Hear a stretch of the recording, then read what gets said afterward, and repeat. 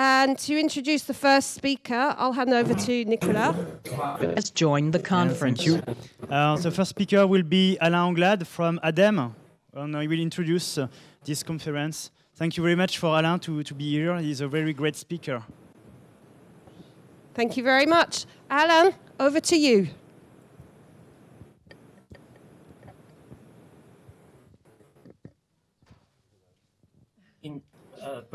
People attending the conference, I will switch to French, but you will have my slide in English. Et pour les francophones, je vais passer au français avec les diapositives en anglais. Je vais essayer de vous transmettre mon écran.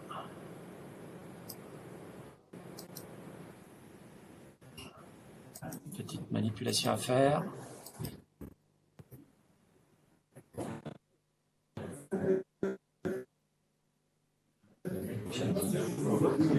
Ah. Apparemment, il n'y a rien sur l'écran. C'est la loi de Murphy. Il est à Valbonne, dans le sud de la Valbonne. Oui, je suis à Sophia Antipolis, qui est un des centres nationaux de l'agence, de l'ADEME. Alors, je vais essayer de changer d'écran, voir si ça résout un peu le problème. Voilà.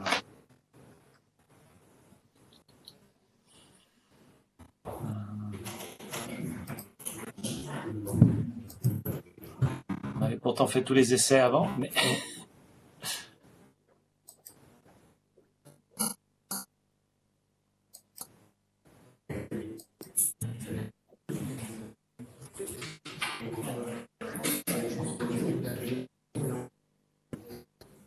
Ouais, donc je vais prendre cet écran-là. Et donc, par contre, je vais changer le mode de visualisation.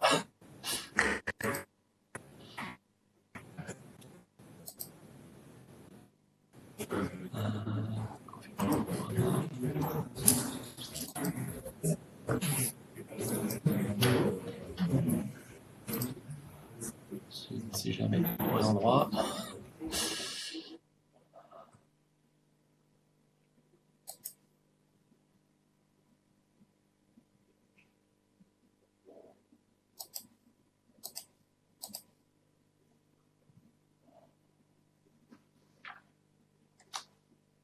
Voilà, je pense que vous avez mon écran là. Donc le titre de ma présentation est un peu provocateur, changement climatique et déluge de données, en sachant que derrière les termes de déluge de données, il peut y avoir une connotation négative comme une connotation positive. Donc je vais commencer par une petite présentation de l'ADEME. L'ADEME, c'est donc l'Agence de l'environnement et de la maîtrise de l'énergie française, qui est un établissement public qui est sous autorité de plusieurs ministères, notamment principalement le ministère en charge de l'écologie et le ministère en charge de la recherche, qui est souvent le ministère aussi en charge de l'éducation supérieure. La vocation de l'ADEME, c'est d'acquérir des connaissances, de faire avancer la science et la technologie, mais aussi de convaincre et de mobiliser les acteurs. Voilà.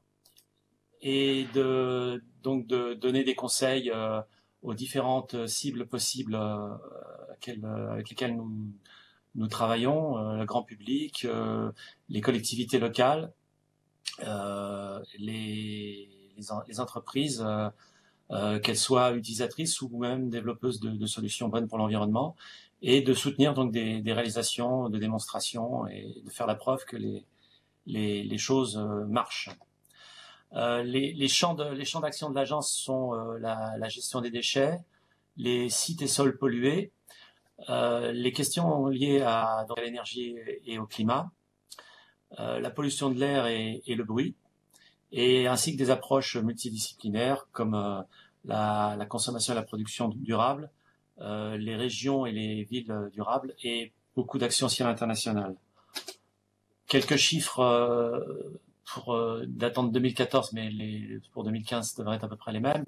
Un budget donc de l'État pour faire des actions qui représentent à peu près un peu moins de 600 millions d'euros. Et oh là là, et un budget lié à un programme qui s'appelle les investissements d'avenir, de plus de 2,3 milliards d'euros. En 2014, il devait être un peu moins cette année. Nous sommes un des opérateurs de ce programme. Nous ne sommes pas le seul opérateur, mais nous intervenons principalement pour tous les projets soumis ayant trait aux questions d'environnement et de consommation d'énergie. Le budget de fonctionnement, lui, est réduit à un peu moins de 100 millions d'euros. Et nous sommes répartis sur 3 sites nationaux. Le siège qui est à Angers, le site de Paris, le site de Sophia Antipolis, 26 bureaux en région qui vont couvrir les 17 régions là, qui sont en train d'être réformées. Mais on va maintenir la présence sur les 26 anciennes régions. Et 3 représentations outre-mer et une représentation à Bruxelles. Alors, la tâche d'introduire un peu cette conférence est un peu difficile parce qu'on m'a dit ne parle surtout pas de ce que vont dire les autres intervenants, ce qui va être un petit peu difficile parce qu'il y a pas mal de choses soit qui m'intéressent, soit derrière lesquelles nous sommes parce que nous les avons soutenues ou appuyées. Donc je vais essayer de vous faire une présentation sur d'autres actions sur lesquelles nous sommes et dont on n'a peut-être pas forcément connaissance. Je vais essayer de vous planter un décor. Je ne vais pas trop vous donner des chiffres, vous les trouverez un peu partout sur qu'est-ce que représente l'éthique en termes de consommation d'énergie au niveau mondial, etc. Ce sont d'ailleurs des chiffres qui sont très difficiles à vérifier. On est relativement d'accord avec ces chiffres puisqu'ils vont dans le sens d'améliorer la situation. Mais au-delà, je dirais, des solutions techniques ou scientifiques, il faut se poser des questions un petit peu sur le contexte. Et une chose est sûre, c'est que le monde est de plus en plus numérique, mais qui dit numérique ne dit pas forcément dématérialisé. Alors je vais vous illustrer ça par un exemple très simple, un premier exemple très simple qui est pas du tout technique. C'est ce que j'appelle donc les technologies de l'information et de la communication dans la vie réelle. Je vais vous montrer 2 photos qui ont été prises à 8 ans d'intervalle, au même endroit, sur la pierre à Rome, en 2005. C'était donc ce qu'on pouvait voir au moment de l'annonce de la nomination du pape Benoît XVI. On voit quelques smartphones, mais pas tant que ça. Et 8 ans après, pour la nomination du pape François, on ne voit que les smartphones pratiquement et les tablettes.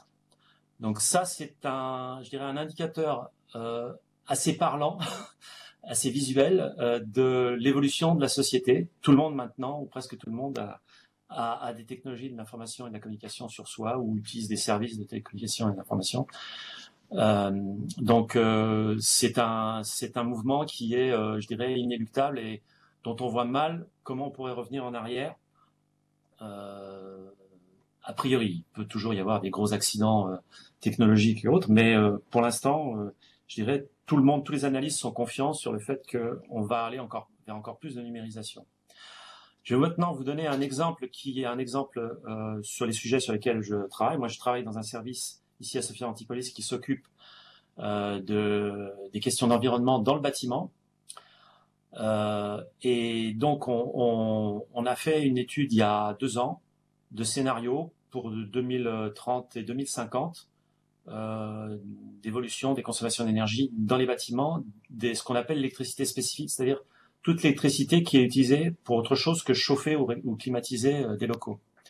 Ce qu'on appelait souvent le poste autre, puisqu'on ne savait pas trop ce que c'était, et qu'en plus, ces postes ne sont pas concernés par une réglementation visant à limiter la consommation d'énergie en termes de surface de mètres carrés.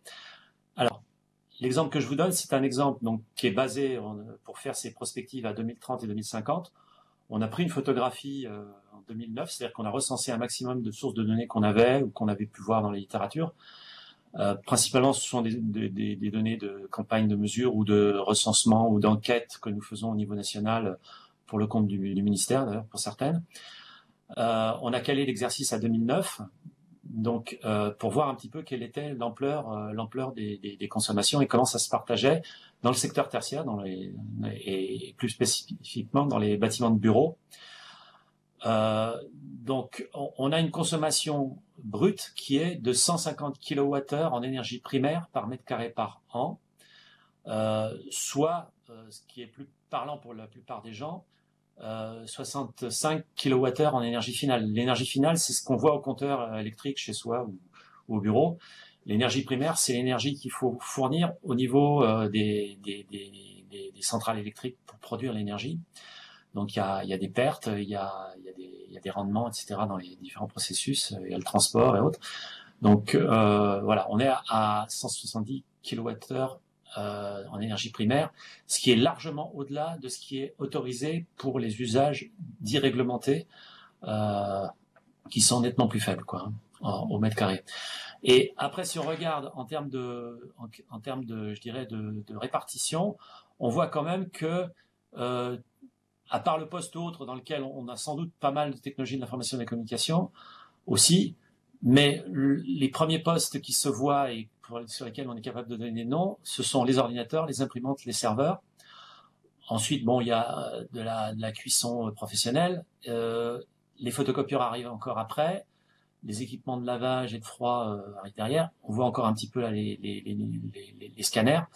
Donc, on voit quand même qu'on a un paysage de ces consommations, des usages spécifiques qui est fortement concentré sur les technologies de l'information et de la communication. En secteur professionnel. En secteur résidentiel, on aurait une photographie un petit peu différente, mais où on a aussi une forte visibilité des technologies de l'information et de la communication avec les téléviseurs, les ordinateurs personnels, avec des choses plus faibles qui seraient aussi les téléphones, les tablettes, etc. Mais on aura à peu près la même photographie. Alors, autre chose qu'il faut prendre en compte dans tous ces paramètres pour agir, c'est que les technologies de l'information et de la communication ont des effets économiques multiples et des effets sociaux, et qu'il y a une forte volonté politique de développer l'économie numérique. On ne peut pas se mettre, nous, à l'agence, comme des empêcheurs de faire tourner en rond l'économie. Et le numérique est vraiment un vecteur de productivité indéniable, et il faut en tenir compte. Et ce qui se passe, c'est que, en fait, aussi, on a un glissement de certaines craintes qu'on avait à une époque autour des technologies de l'information, qui évoluent ou qui disparaissent. On passe donc de la crainte du Big Brother à une relative confiance dans la technologie. Il faut savoir quand même que le Big Brother, il est toujours là, hein, même si c'est une crainte datant, je dirais, de la fin du XXe siècle, enfin du milieu du XXe siècle, parce que le Big Brother, c'est quand même un bouquin, c'est issu d'un bouquin de George Orwell, décrivant un avenir assez noir et qui plaçait déjà en 1984 à son époque. On a quand même eu la surprise du programme Prism qui a été dévoilé au grand public, qui est donc, lui, typiquement, je dirais, un héritage de ce Big Brother. Et maintenant, on a l'Internet des objets, qui est présenté comme quelque chose de très sympathique, très bon pour l'économie et pour tout le monde, mais qui peut être aussi un formidable vecteur je dirais, d'espionnage. Donc le Big Brother traditionnel, les puces qu'on a un peu partout. Ce qui est peut-être un petit peu rigolo de voir aussi, d'analyser, c'est que la première image, c'est extrait d'une publicité d'un célèbre fabricant d'ordinateurs dont je tairai le nom, qui fabriquait des ordinateurs tout à fait classiques, même s'il dénotait par rapport au reste de la compétition, et qui maintenant est le premier pourvoyeur de l'Internet des objets avec les smartphones, dont il est, je pense, un des plus gros vendeurs au niveau mondial. Donc voilà, ce sont les mêmes acteurs qui, je dirais, dénonçaient le Big Brother, qui sont maintenant à fond dans ce qu'on peut appeler les petites sœurs, les Little Sisters. Alors cette analogie des Big Brother et des Little Sisters, elle vient pas de moi, elle vient elle m'a été rapportée par un collègue sociologue italien, dont j'ai pris quelques illustrations, puisqu'il avait mis cette présentation en Creative Commons. D'autres changements de paradigme qui posent question, qui sont d'ailleurs liés à cette transformation des systèmes centralisés vers des systèmes décentralisés, c'est qu'on fonctionnait beaucoup en termes je dirais, de processus de programmation ou d'automatisation dans l'économie sur des systèmes en boucle fermée, de régulation en boucle fermée. Et avec le machine-to-machine, ce modèle est en train de voler en éclats, et pas forcément bien, parce que quand on discute un petit peu avec des théoriciens de la régulation et de l'automatisme, ils nous disent non, mais une régulation, ça fonctionne bien avec une boucle fermée. Si dès que la boucle est ouverte, c'est le bazar, ça marche plus, ça marche moins bien.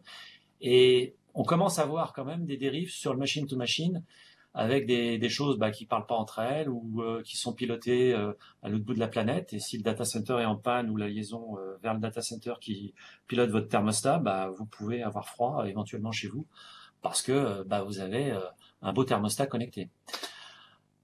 D'autres choses qu'il faut aussi prendre en compte, c'est que on faisait beaucoup de modélisation sur ce qu'on appelle les modèles symboliques, c'est-à-dire grosso modo on prenait les équations de la physique, on essayait de les mettre dans un ordinateur et puis avec des méthodes dégradant, je dirais, les équations, mais qui permettaient quand même de faire des calculs de manière assez massive. On a fonctionné jusqu'à récemment avec ces modèles, et maintenant on est plus sur des méthodes heuristiques où on traite un petit peu les données comme elles arrivent, à force de traitements statistiques divers et variés, à force d'algorithmes plus ou moins propriétaires. Je prendrai l'exemple, là je vais donner le nom quand même, je peux pas me cacher derrière mon petit doigt, parce que c'est un exemple qui est tout à fait intéressant, l'exemple de Google, qui, par l'analyse des forums de discussion qu'il suit de très près, puisqu'il en héberge pas mal ou en relaye pas mal,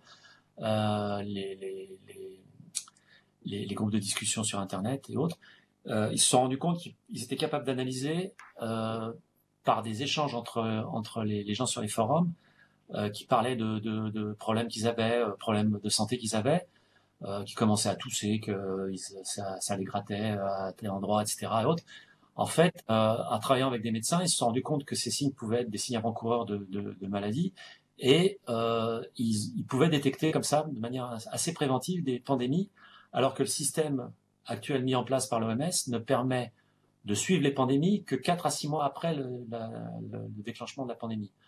Donc il y a des choses qui sont assez intéressantes à voir, et on pense que, notamment sur tout ce qui concerne l'environnement, il y a des nouvelles stratégies à développer en termes d'utiliser ces modèles heuristiques pour notamment prendre en compte les utilisateurs qui sont très très difficiles à modéliser avec des modèles symboliques. Donc ça, c'est un petit graphe d'ailleurs repris à mon collègue sociologue italien qui montre un peu l'évolution au fil du temps et en termes je dirais aussi de connectivité des gens et de la connaissance, et le passage donc de l'internet à ce qu'il appelle l'informatique posturing ou le web 4.0. Donc je dirais c'est des choses qu'il faut prendre en compte, et on essaye justement de travailler aussi avec des approches un peu en rupture sur nos sujets. Alain, c'est Angers. En fait, Oui. On est en train de déborder. Est-ce que c'est possible d'aller vers la conclusion, en fait, pour qu'on puisse tenir les... Oui, c'est très intéressant. Hein, c'est pas le problème, c'est très intéressant, mais... J'ai presque fini. J'ai donc une autre illustration sur la transparence des technologies de l'information. J'aime bien toujours cette photo là où on voit un ordinateur qui montre ce qu'il y a derrière l'ordinateur. C'est l'illusion de la transparence des technologies de l'information et de la communication. Cette illusion, elle est factice, parce que pour faire cette image, il faut beaucoup de techniques. Et donc, les moyens mis en jeu sont quand même énormes. En tout cas, ils sont beaucoup plus importants que la fabrication d'une vitre pour faire la même chose. Donc, c'est ce qu'on appelle le paradoxe de Solow. D'autres points aussi, un point très rapide, c'est sur l'effet rebond. Donc là, c'est le diapositive toujours de mon collègue sociologue italien. C'est juste pour illustrer que il y a beaucoup de choses très intéressantes, beaucoup d'espoir sur les technologies numériques, mais il y a beaucoup d'effets négatifs qu'on voit pas forcément au début. On a un peu parlé donc de la surveillance, de la protection des données personnelles, etc. et autres. Voilà. Donc, mais c'est quelque chose qui est là et qui est à nos portes et qu'il faut absolument tenir compte. Alors, je vais aller très vite sur les pistes de solutions. Alors, les pistes de solutions, c'est explorer des nouvelles voies. Continuer de faire quand même ce qu'on a fait jusqu'à maintenant, notamment on fait pas mal de choses sur l'amélioration des technologies, les travaux réglementaires, etc. Mais je pense qu'il faut explorer de nouvelles voies avec des nouveaux outils. Donc un petit exemple dont j'ai un peu parlé, donc c'est pour savoir d'où nous venions, c'était donc des technologies de big data pour analyser les liens et à titre d'illustration une carte, des séries de cartes qu'on peut faire montrant les liens et la force des liens sur le sujet de environnement et dématérialisation. On a voulu voir si vraiment il y avait un lien réel au niveau de la communauté scientifique sur ces questions-là, en analysant de manière automatique par des ordinateurs. Hein, on n'a pas pu lire tous les articles en question. Le lien, et ce lien est pas aussi évident que ça, et en tout cas, il n'est pas forcément direct. Tous les points de couleur, ce sont des mots-clés. Et pour aller d'un mot-clé à un autre, on est obligé de passer par d'autres mots-clés et les liens ne sont pas forcément évidents. Et donc, pour terminer, et là, ça sera l'objet de toute je dirais, des autres présentations et des 2 jours, pour savoir où nous sommes, on a vraiment besoin de techniques d'analyse de cycle de vie pour analyser nos activités numériques. Et on est très, très en retard sur ces sujets-là, même s'il y a de plus en plus de données qui sont accessibles. Elles ne sont pas toujours des données actualisées. Et puis aussi, pour savoir où on va, il faut travailler sur l'éco-conception matérielle et logicielle. Et donc, adopter des concepts, là pour le coup je vais le dire en anglais, d'ecology by design, plutôt que de ne faire que de la réglementation ou des solutions de rechange à distance. Voilà, et j'en ai terminé.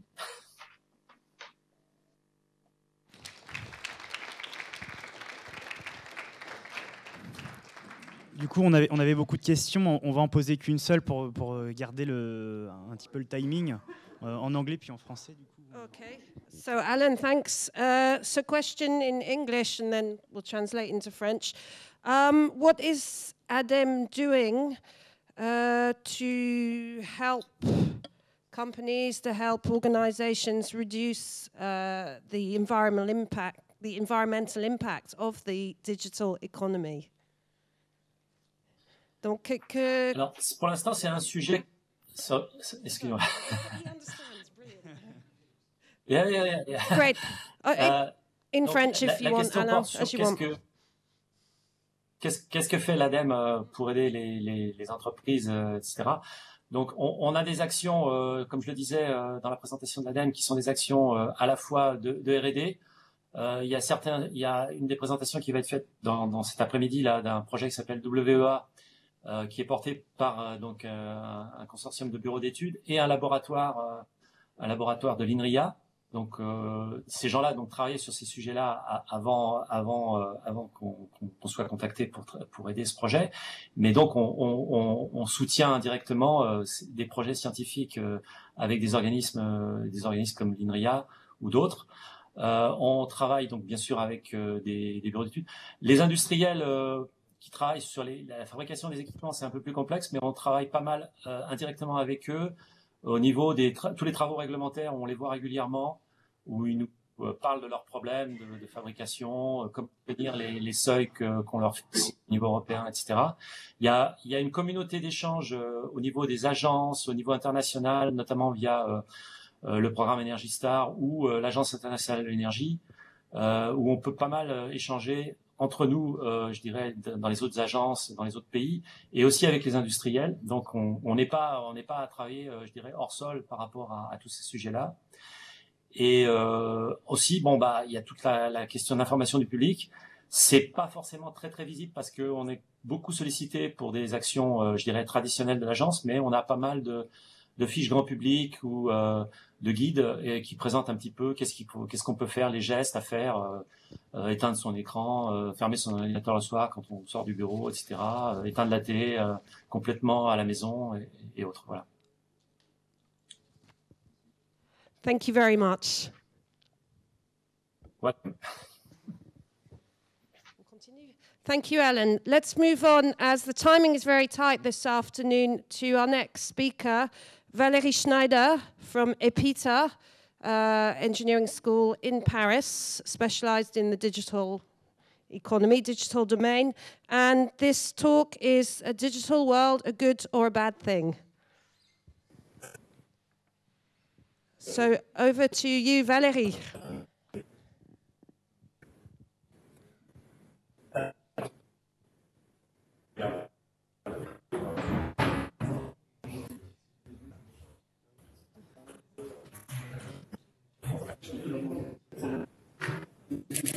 Adem Has left the conference.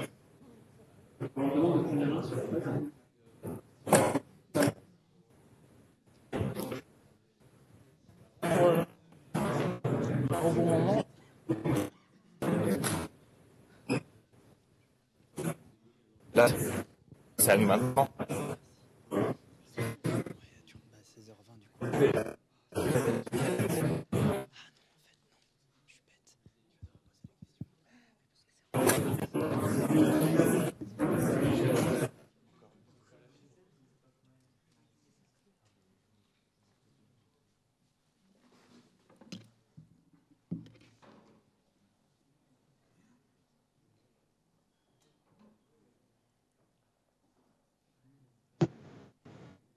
Has left the conference.